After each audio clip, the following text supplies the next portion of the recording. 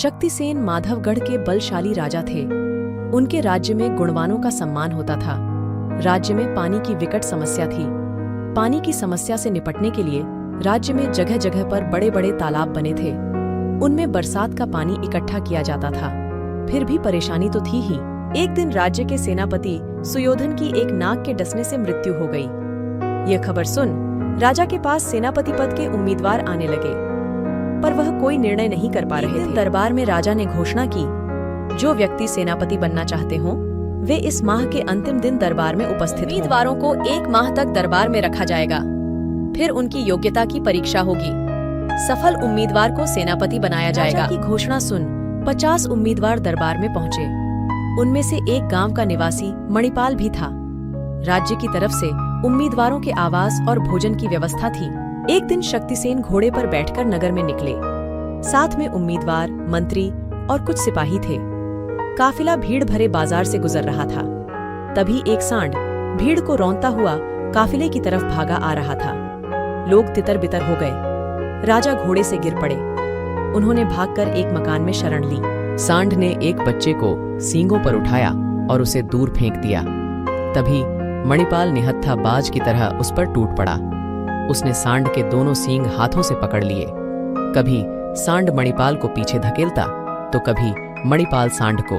सांड ने मणिपाल को झटके से एक तरफ फेंक दिया। वह सींगों से उसे रगड़ देना चाहता था। कोई भी उनके पास जाने की हिम्मत नहीं कर रहा था। तभी मणिपाल की नजर पास पड़े एक डंडे पर पड़ी। एक छलांग लगाकर उसने डंडा उठा लिया। मणिपाल ने सांड की नाक पर जोर से डंडा मारा। वह तिलमिलाकर रह गया। फिर उसकी नाक और सिर पर डंडे मारे। की नाक से खून का फव्वारा फूट पड़ा। वह जमीन पर गिर पड़ा। सांड मर गया था। भीड़ ने लपक कर मणिपाल को हाथों हाथ ऊपर उठा लिया। राज्य में मणिपाल के साहस की चर्चा होने लगी। 5 दिन बाद उम्मीदवारों को राजा ने बुलाया। वह उनसे बोले, इस समय राज्य पर युद्ध के बादल छाए हुए हैं।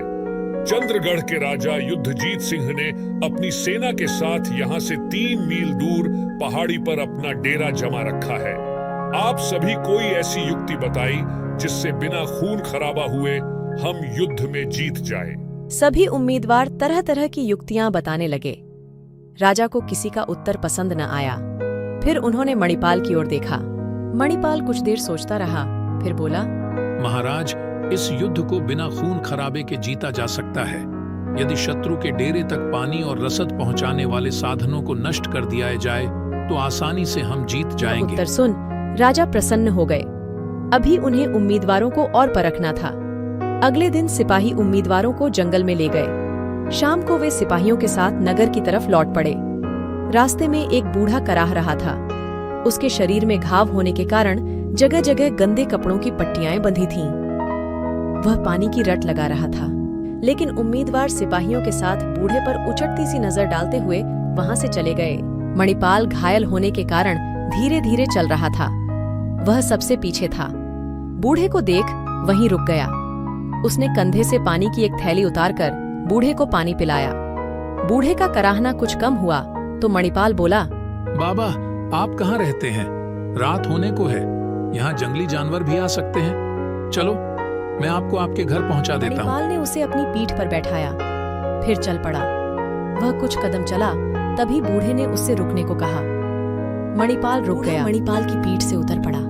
उसकी तरफ देखते हुए बोला, भगवान ने चाहा तो तुम माधवगढ़ के सेनापति अवश्य बनोगे। मणिपाल ने आवाज पहचान ली। उसके मुंह से निकल पड़ा, महाराज, आप। पर राजा बिना कुछ बोले महल की तरफ बढ़ गए थे। दूसरे दिन दरबार में शक्तिसेन ने घोषणा की, मणिपाल को माधवगढ़ का सेनापति नियुक्त किया जाता है। उसमें बल, बुद्धि, साहस और उदारता है। यह सुन मणिपाल आगे बढ़ा, राजा को प्रणाम किया। राजा ने उसे